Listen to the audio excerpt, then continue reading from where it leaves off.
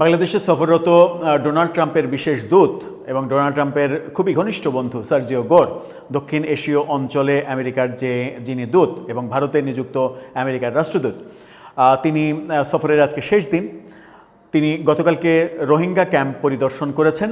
যদিও রোহিঙ্গাদের প্রত্যাবর্তন নিয়ে তার সঙ্গে পররাষ্ট্রমন্ত্রীর কোনো আলোচনা হয়নি, এমন কথা পররাষ্ট্রমন্ত্রী সংবাদ সম্মেলনে বলেছেন প্রথম দিনের বৈঠক শেষে।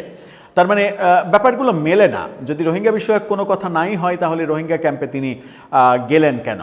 গতকালকে সার্জিও গোরের সম্মানে ডিনার আয়োজনের শিডিউল ছিল বলে আমরা শুনেছিলাম। কার শিডিউল ছিল? ভারতীয় হাইকমিশনার দীনেশ ত্রিবেদীর। পররাষ্ট্রমন্ত্রীর যে ডিনার, সেই ডিনার প্রথম দিন বাতিল হয়েছে। সাংস্কৃতিক অনুষ্ঠান ছিল, সেটা হয়নি নাকি বাতিল হয়েছে, নাকি গোর আসলে সময় পাননি, নাকি অসুস্থ ছিলেন, ব্যাপারগুলো এলোমেলো, আমাদের কাছে এলোমেলো মনে হয়। কিন্তু গতকালকে আমরা দেখলাম যে ওই রোহিঙ্গা ক্যাম্পে যাওয়ার আগে অনির্ধারিত বৈঠকে মিলিত হলেন দীনেশ ত্রিবেদী এবং সার্জিও গোর। ব্যাপারটা কি? ভেতরে ভেতরে অন্য কিছু খেলা চলছে?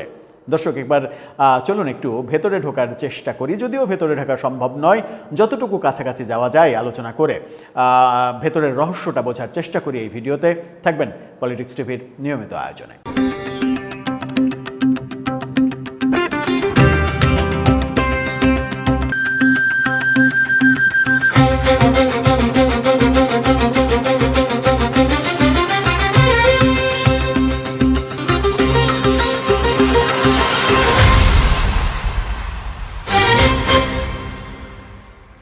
গতকালকে সন্ধ্যার পরে ডিনার পার্টি ছিল সার্জিও গোরের সম্মানে দীনেশ ত্রিবেদীর, এবং ডিনার প্লাস বৈঠক এই ব্যাপারটা ছিল। আমরা জানি না এখন পর্যন্ত সেটি হয়েছে কিনা কক্সবাজার থেকে ফেরার পরে, কিন্তু অনির্ধারিত মিটিং হয়েছে সকালে। কক্সবাজার যাওয়ার আগে দীনেশ ত্রিবেদীর সঙ্গে এই অনির্ধারিত মিটিং হয়েছে। অনির্ধারিত মিটিং কখন হয়? যখন সম্পর্কটা একেবারে খুবই বন্ধুত্বপূর্ণ হয়। অনির্ধারিত মিটিংয়ের সেই খবর গণমাধ্যম যেটা দিচ্ছে সেটার ভেতরে ঢোকাটা খুব মুশকিল। গণমাধ্যম খুব একটা রহস্যের জট পাকানো খবর দিচ্ছে না। বিজনেস 24 তারা বলছে ঢাকায় ভারতীয় হাইকমিশনার দীনেশ ত্রিবেদী ও যুক্তরাষ্ট্রের বিশেষ দূত সার্জিও গোরের ইতিবাচক বৈঠক। শিরোনামে তারা এটা বলছে যে ইতিবাচক বৈঠক। এই ইতিবাচক বৈঠকের মিনিংটা আসলে কি? বিভিন্ন পত্রিকা এমনি নর্মালি বলছে যে বৈঠক, বিশেষ বৈঠক, এভাবে বলছে।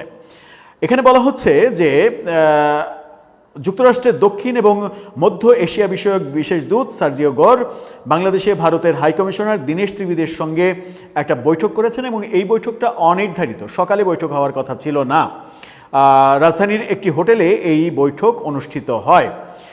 কূটনৈতিক সূত্রগুলো দীনেশ ত্রিবেদী এবং সার্জিও গোরের বৈঠকের তথ্য নিশ্চিত করেছে, তবে বৈঠকে আলোচনা বিষয়ে জানা যায়নি। ধারণা করা হচ্ছে পারস্পরিক স্বার্থ সংশ্লিষ্ট বিভিন্ন বিষয়ে তাদের মধ্যে আলোচনা হতে পারে। সেই আলোচনা তো ভারতের পররাষ্ট্রমন্ত্রী, পররাষ্ট্র সচিবের সঙ্গে ভারতে হবে। আমেরিকার সঙ্গে যে পরস্পর স্বার্থ সংশ্লিষ্ট ব্যাপার সেটা ভারতে হবে। বাংলাদেশে নিযুক্ত ভারতের হাইকমিশনারের সঙ্গে সার্জিও গোরের বৈঠক, এবং সেটা অনির্ধারিত বৈঠক, এটার পেছনে নিশ্চয়ই অন্য কোনো মাঝে যা রয়েছে। সেটার পেছনে কি ভারত বাংলাদেশ সম্পর্ক একটা বড় ফ্যাক্ট? সেটার পেছনে কি বাংলাদেশের প্রধানমন্ত্রীর চীন সফর এই উদ্বেগটা শেয়ার করা? সেটার পেছনে কি দীনেশ ত্রিবেদীর কাছে জানতে চাওয়া যে বাংলাদেশের রাজনৈতিক পরিস্থিতি আদতে কি? গোর গতকালকে পর্যন্ত কোনো রাজনৈতিক পক্ষের সঙ্গে মিটিং করেছেন বলে আমাদের কাছে তথ্য আসেনি।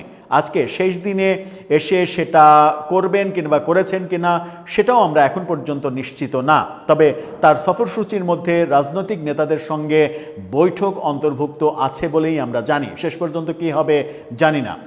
ভারত বাংলাদেশ সম্পর্ক নিয়ে ভারতীয় কর্তৃপক্ষ যথেষ্ট উদার নীতি অবলম্বন করেছে সাম্প্রতিক সময়ে আমরা দেখছি।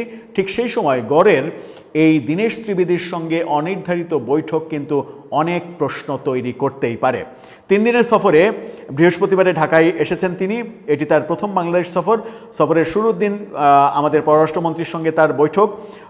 শনিবার অর্থাৎ আজকে প্রধানমন্ত্রী তারেক রহমানের সঙ্গে বৈঠক, সেই বৈঠকটার কথা আমরা জানি। সেই বৈঠকে কি হবে সেটা নিয়ে হয়তো আলাদা আর একটা ভিডিওতে আমরা কথা বলবো। সার্জিও গোর ট্রাম্পের দক্ষিণ এশীয় বিষয়ক মানে দূত, বিশেষ দূত, এবং সার্জিও গোর কিন্তু ট্রাম্পের খুবই ঘনিষ্ঠ বন্ধু। তিনি আসার আগেই আমরা জানি যে দীনেশ ত্রিবেদীর সঙ্গে তার বৈঠক হবে, এবং আমরা বিভিন্ন সূত্র থেকে জানছিলাম যে গতকালকে সন্ধ্যার পরে ডিনার পার্টিতে যোগ দেবেন গোর। এই আয়োজনটা ভারতীয় দূতাবাস থেকে করা হবে, কিন্তু অনির্ধারিত বৈঠক করলেন সকালে।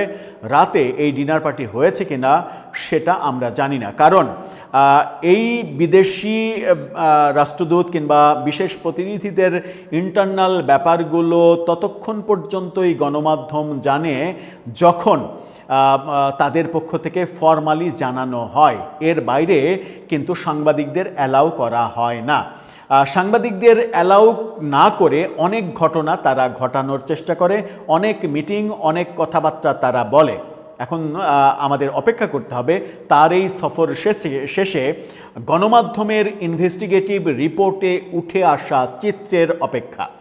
সেই চিত্রে আমরা যেটা দেখতে পাবো সেটা সম্পর্কে মোটামুটি তখন বলা যাবে যে মোটা দাগে কি হলো। তবে কিছু একটা যে হচ্ছে, বাংলাদেশের রাজনীতিতে আমেরিকার প্রভাব আরও তীব্র করার যে চেষ্টা করা হচ্ছে, এবং সেটা যে ভারতের চোখ দিয়েই আমেরিকা দেখতে চাইছে বাংলাদেশের সঙ্গে সম্পর্কটা, এটা মোটা দাগে নিশ্চিত।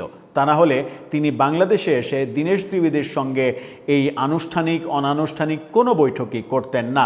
এই ব্যাপারে আবার অনেককেই উদ্বিগ্ন আমরা দেখছি, বিশেষ করে মানে যারা জুলাই আন্দোলনে খুবই কি বলবো অ্যাক্টিভিজম করেছেন, তাদের অনেককেই আমরা উদ্বিগ্ন দেখছি, এবং নিয়ম নীতির কথাও বলতে শুনছি যে এরকম বৈঠক আমেরিকার কোনো প্রতিনিধি এসে বাংলাদেশে করতে পারে না অন্য আরেকটা দেশের রাষ্ট্রদূতের সঙ্গে। আমরা জানি না কি হচ্ছে, তবে কিছু একটা বোধহয় ঘটছে।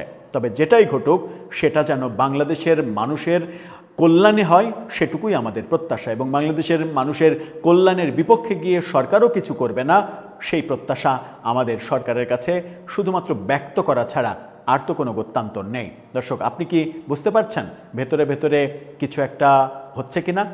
আপনার মতামত জানিয়ে লিখতে পারেন আমাদের কমেন্ট বক্সে।